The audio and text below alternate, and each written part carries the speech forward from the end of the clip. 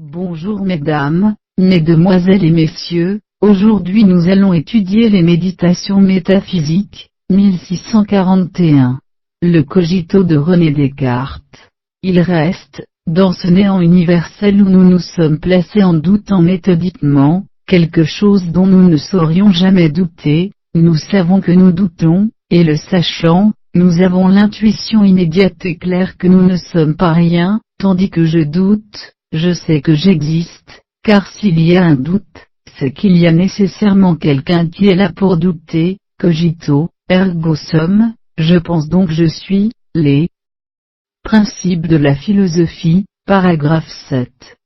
Cette intuition n'est pas conçue comme un raisonnement. Penser est ici davantage une intuition, une expérience. Le cogito ne doit pas être confondu avec un syllogisme incomplet auquel manquerait la majeure. Par exemple, tout ce qui pense existe, or je pense, donc je suis. Le donc, ergo, disparaît d'ailleurs du texte des méditations, lequel insiste d'abord sur le je suis, j'existe, ego sum, ego existo.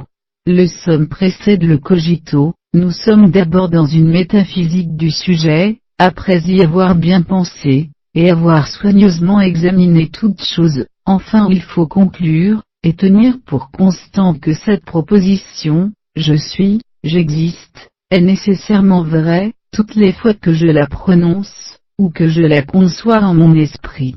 Je ne suis donc, précisément parlant, qu'une chose qui pense, c'est-à-dire une chose qui doute, qui conçoit, qui affirme, qui nie, qui veut, qui ne veut pas, qui imagine aussi et qui sent. Cette certitude étant mise au jour, il apparaît néanmoins qu'elle n'est pas une connaissance comme les autres. En effet, savoir et conscience ne sont pas exactement la même chose. Je sais que j'existe, mais je ne sais pas ce que je suis.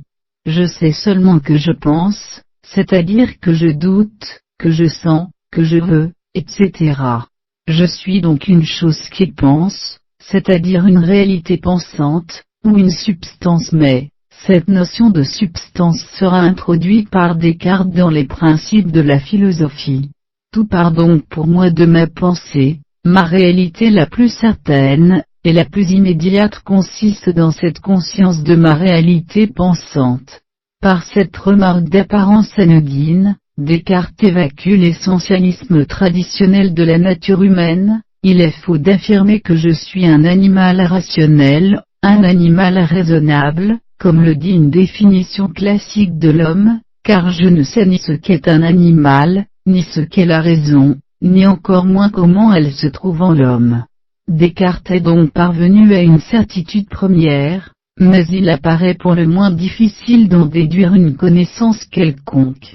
Descartes semble maintenant s'être enfermé dans ce que l'on nomme le solipsisme. La question est alors de savoir, si nous pouvons donner un fondement réel, objectif à notre connaissance, ce que Descartes affirme. Prêtez-moi seulement votre attention, je vais vous conduire plus loin que vous ne pensez. En effet, c'est de ce doute universel que, comme d'un point fixe et immuable, j'ai résolu de dériver la connaissance de Dieu, de vous-même, et de tout ce que renferme le monde. Recherche de la vérité par les lumières naturelles. Je vous en remercie.